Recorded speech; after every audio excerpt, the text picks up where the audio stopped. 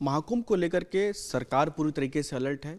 Police ने अपनी तैयारियां इस कदर की हैं कि हर एक चीज़ पर पुलिस की नज़र है। लिहाजा लंबे समय तक चलने वाले इस महाकुंभ को लेकर के पुलिस की तैयारियों पर बातचीत करने के लिए, उत्तर प्रदेश की कानून व्यवस्था पर भी बातचीत करने के लिए हमारे साथ इस साल का पहला इंटरव्यू दे रहे हैं डीजीपी प्रशांत कुमार जी। सर, इस साल की सबसे बड़ी चुनौती और जिसको लेकर के लगातार आप लोग तैयारियों में जुटे हुए हैं, महाकुंभ सामने हैं, कैसे देख रहे हैं इसको और क्या कुछ तैयारियां इसे लेकर के? महाकुंभ को तो हम लोग एक अवसर के रूप में देख रहे हैं और इतना बड़ा आयोजन जिसमें विश्व का अगर सबसे बड़ा आयोजन कहें तो इसमें कोई अतिशयोक्ति नहीं होगी कि 45 दिनों तक चलने वाला ये महाकुंभ लगभग 40 से 50 करोड़ लोग श्रद्धालु यहाँ विभिन्न देशों से, देश के विभिन्न राज्यों से और प्रदेश के विभिन्न जनपदों से आएंगे। ये इस तरह की तैयारी हमने की है और इसके लिए हम लोगों ने वृहद व्यवस्थाएं की हैं जो कि पिछले लगभग 1 वर्ष से चल रही है और उसको मूर्त रूप देने का अब समय आ गया है। और हम लोगों ने, चाहे वो मैन पावर हो, चाहे टेक्नोलॉजी हो, या जो बेस्ट प्रैक्टिसेस हैं क्राउड कंट्रोल के, उसको अडॉप्ट किया है इस बार के कुंभ में। पुलिसिंग को लेकर के सुरक्षा की दृष्टि से क्या कुछ आप लोगों ने व्यवस्थाएं करी हैं सर वहाँ पर? सुरक्षा को लेके व्यवस्थाएं काफ़ी व्यापक हैं और ये कोशिश रहेगी कि जहाँ पे अधिक से अधिक श्रद्धालु रहें वहाँ पुलिस एक मित्र के रूप में अवेलेबल रहे और पुलिस का बिहेवियर आने वाले लोगों से बहुत ही मधुर रहे। इसके लिए जो भी पुलिसकर्मी लगाए जा रहे हैं उनके व्यवहार के लिए, उनके सॉफ्ट स्किल्स की भी ट्रेनिंग कराई जा रही है और वो लोग ऐसे नहीं कि शस्त्रों के साथ रहेंगे। शस्त्र वाली यूनिट हमारी अलग रहेगी। सामान्य डिप्लॉयमेंट इस तरह से रहे कि उसको क्राउड को रेगुलेट करना है और जो लोग आने वाले हैं उनको कितनी बेहतर सर्विसेज हम दे पाएँ, इसका प्रयास होगा। कितनी बड़ी संख्या में फोर्सेस रहेंगी और कौन कौन से डिपार्टमेंट्स इसमें पूरी तरीके से इन्वॉल्व रहेंगे? एक तो सिविल पुलिस हमारा अपना रहेगा और संख्या के दृष्टिकोण से ये संख्या काफ़ी पिछले बार से लगभग 41% ज़्यादा फोर्स हम देंगे, क्योंकि हमारे पास फोर्स अवेलेबल है। और इसके अतिरिक्त हमारी जो विशेष इकाइयाँ हैं जैसे ATS है, STF है, हमारी केंद्रीय बल हैं, SDRF है, NDRF है, हमारे रेडियो शाखा के लोग हैं, हमारे डिज़ास्टर के लोग हैं, फायर सर्विसेज के लोग हैं।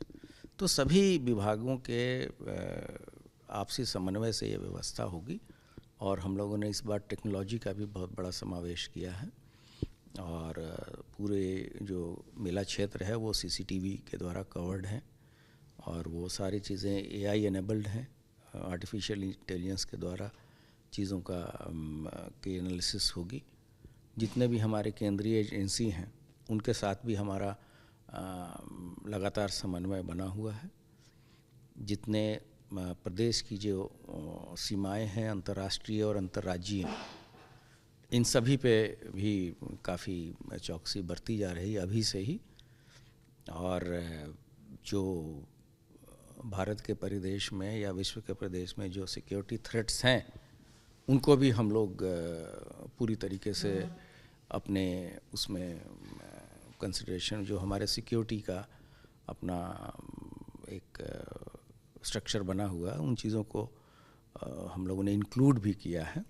और वैसे जैसे ही हमारे राज्य की सीमाओं में जो ऑर्गेनाइज्ड कोई भी मूवमेंट अगर होता है कुंभ के लिए तो हम उसकी चेकिंग करेंगे, फिर जनपद की सीमाओं में करेंगे, फिर प्रयागराज जोन में करेंगे, फिर प्रयागराज क्षेत्र में करेंगे। तो करीब 7 लेयर्ड अरेंजमेंट्स जो है सिक्योरिटी की हमारी हैं।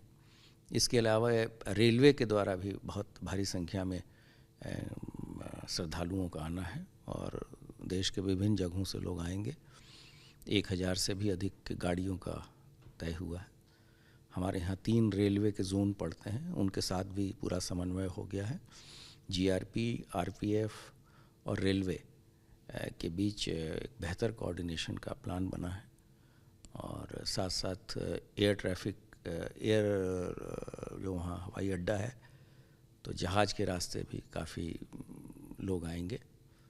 और चूँकि बहुत सारे ऐसे लोग आएंगे जो कि हिंदी भाषी नहीं होंगे, इसलिए हम लोगों ने इस बार के कुंभ को डिजिटल कुंभ के रूप में भी यूज़ किया है और भाषणी ऐप हम लोग इसमें इस्तेमाल करेंगे ताकि विभिन्न भाषा के लोग भी हमसे कम्युनिकेट कर सकें।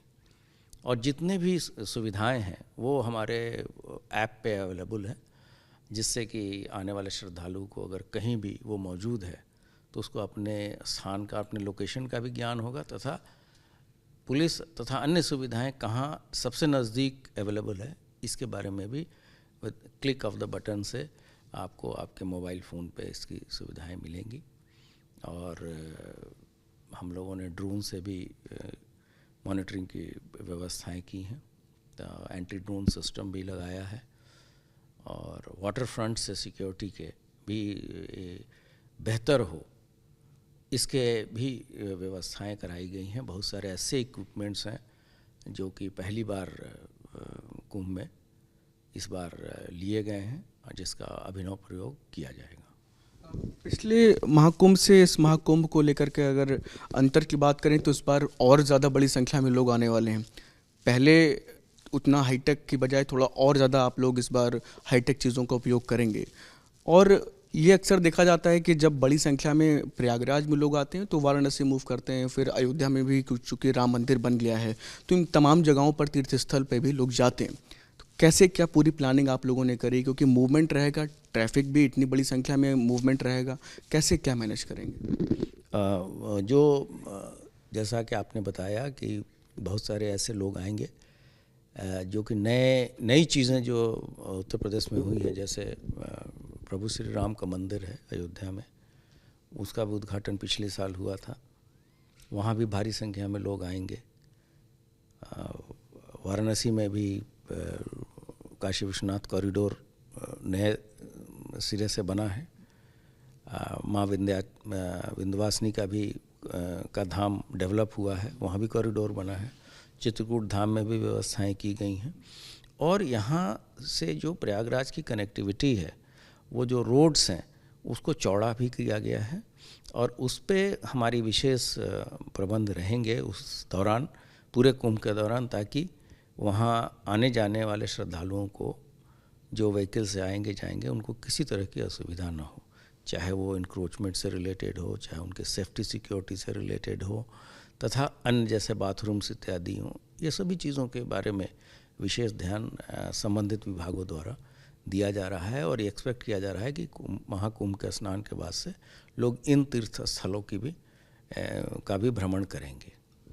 एआई सर कैसे काम करने वाला है इस पूरे महाकुंभ में, क्योंकि सबकी निगाहें एक बड़ा एग्ज़ाम भी हो कह सकते हैं कि एआई का इस पूरे महाकुंभ में देखने को मिलेगा कि अगर वो काम बेहतर कितना आसान करता है या फिर टेक्नोलॉजी के लिहाज से कितना कुछ आउटपुट दे पाता है। एआई के बहुत सारे आयाम हैं। जैसे कोई भी ऐसा गलत व्यक्ति अगर है हमारे डेटाबेस में पहले से उसके बारे में इंफॉर्मेशन मौजूद है तो हम उन चीज़ों को कर सकते हैं। बहुत सारी चीज़ें ऐसी भी होती हैं कि किसी के फेशियल एक्सप्रेशन से भी चीज़ों को निकाला जा सकता है। उसके अलावा हम ये भी देखेंगे कि कहाँ एक थ्रेशोल्ड लेवल से ज़्यादा की भीड़ हो गई, अगर भीड़ ज़्यादा बढ़ जाती है तो उसके लिए भी हम इंफ्रारेड कैमरा से उसकी मैपिंग करेंगे और अगर ज़्यादा भीड़ होने लगती है तो हम होल्डिंग एरिया में लोगों को रोकेंगे।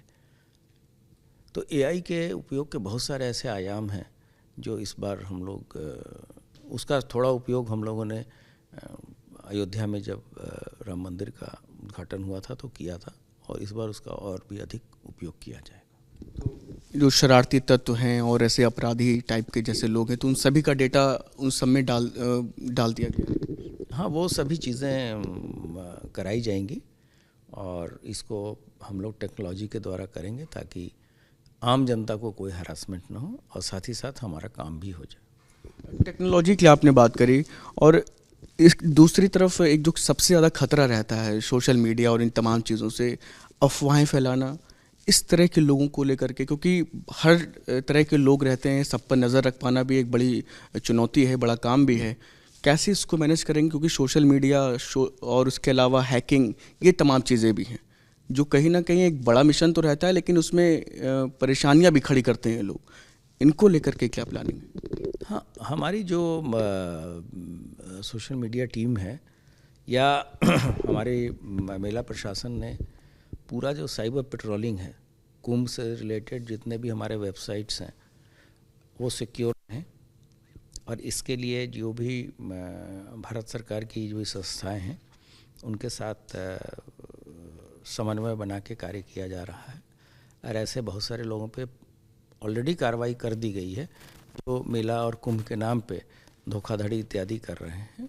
तो जो साइबर वर्ल्ड है उसके दो आयाम हैं, एक तो साइबर क्राइम और दूसरा साइबर सिक्योरिटी, कि हमारा पूरा साइबर वर्ल्ड सेफ रहे और उस पर केवल जेन्युइन चीज़ें ही चले।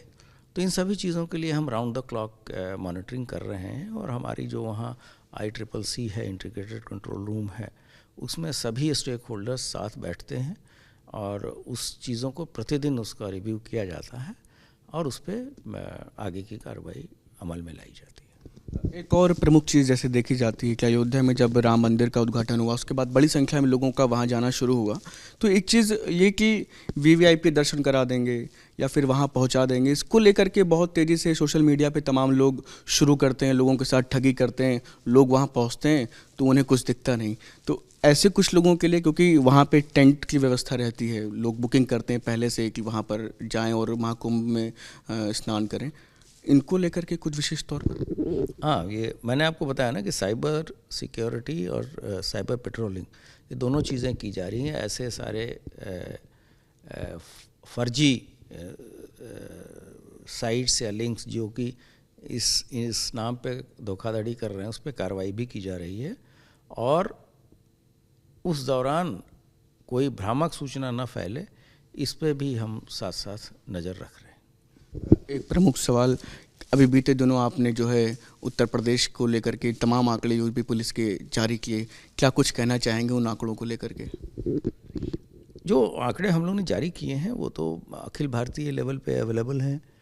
उत्तर प्रदेश में कोई संगठित गिरोह अब नहीं बचा, डकैती की समस्याएं पूरी तरीके से समाप्त हो चुकी है, नक्सल समस्या पे भी हम लोगों ने कंट्रोल कर रखा है, और क्राइम के जितने भी हेड्स हैं उसमें भारी कमी आई है। पिछले 8 वर्षों में किसी भी तरह की सांप्रदायिक घटना नहीं होने दी गई है। तो बहुत सारे ऐसे अचीवमेंट्स हैं जो कि रिमार्केबल हैं। आज के डेट में हमारी जो 112 का रिस्पांस टाइम है वो इंडिया में बेस्ट है, और हम लोग अब 8 मिनट से भी नीचे जा चुके हैं, और ये दर्शाता है कि हमारा जो 112 का सिस्टम है वो बेहतर कार्य कर रहा है। और हॉट स्पॉट्स की एनालिसिस करके हम उस तरह से अपने फोर्स का डिप्लॉयमेंट करते हैं। और आपने देखा होगा कि जो ऑपरेशन त्रिनेत्र के तहत जो हम लोग ने 10 लाख कैमरे लगाए हैं, एक तो घटना होती नहीं है, और घटना होती है तो त्वरित गति से उसका हम अनावरण भी करते हैं, और उसका एक बेफिटिंग रिप्लाई भी अपराधियों को देते हैं जहाँ पे भी आवश्यकता पड़ती है। बात करते हैं आने वाले सालों की, क्या कुछ आप लोग सोच रहे हैं आने वाले दिनों में, और कुछ चीज़ें जिसको प्रभावी रूप से लागू करने का प्रयास रहेगा आप लोगों का? अभी तो शुरुआत है, अभी तो महाकुंभ का है, और एक दूसरा जो नए कानूनों के इम्प्लीमेंटेशन में चल रही चीज़ें हैं, हमने ऑलरेडी नए कानून किए हैं, और उसमें बहुत सारी ऐसी चीज़ें हैं जो एक लिमिटेड टाइम फ्रेम के अंदर उसमें किया जाना है, तो हम उसको और भी बेहतर करेंगे। और हम लोगों ने अब एक ऑपरेशन कन्विक्शन चला रखा है, तो पिछले 13-14 महीने में लगभग 70,000 लोगों को हम लोगों ने सज़ा दिलाई है सक्षम न्यायालय से। तो हम प्रोसिक्यूशन को भी बेटर करेंगे तथा साथ ही साथ इफ़ेक्टिव प्रिवेंशन पे कार्रवाई करेंगे। यही 2025 के बारे में हमारे टारगेट्स। पुलिस की त्वरित कार्रवाई एक बड़ा नतीजा रही है। अभी तक के जो तमाम लोग जिनको सज़ा मिली या उस मामले में तेज़ी के साथ पुलिस ने प्रभावी तौर पर साक्ष्य प्रस्तुत किए। आज एक मामला भी है चंदन गुप्ता वाला, उसमें भी एनआईए आज अपना फैसला देगा, सज़ा सुनाएगा। लगातार ऑपरेशन कन्विक्शन जो काम कर रहा है उसका एक नतीजा कह सकते हैं। हाँ, ज़रूर। मैंने आपको बताया कि 70,000 लोगों को हम लोगों ने सज़ा दिलाई और ये तभी संभव हुआ जब हम लोगों ने सारे गवाह प्रस्तुत किए। अभी नए कानून में धारा 107 के तहत आपने देखा होगा कि हम लोगों ने जो क्राइम से अर्जित प्रॉपर्टी है उसको कुर्क करा के, उसको ऑक्शन करा के जो विक्टिम है उसको पैसा दिलाने का कार्य भी बुलंदशहर में किया गया। ये मुझे लगता है कि देश का ये पहला केस है। बहुत बहुत शुभकामनाएं आने वाले साल के लिए और महाकुंभ को लेकर के। तो ये थे हमारे साथ यूपी डीजीपी प्रशांत कुमार, जिन्होंने महाकुंभ और आने वाले दिनों में यूपी पुलिस कैसे उत्तर प्रदेश में और ज़्यादा बेहतर तरीके से कानून व्यवस्था लागू कर पाएगी, इस पर हमारे साथ खास बातचीत करी। वीडियो जर्नलिस्ट दीपक राणा के साथ Shubham Pandey, news Nation, Lucknow. News Nation अब व्हाट्सएप पर खबरों के ताजा अपडेट के लिए न्यूज नेशन के इस QR कोड को स्कैन करें।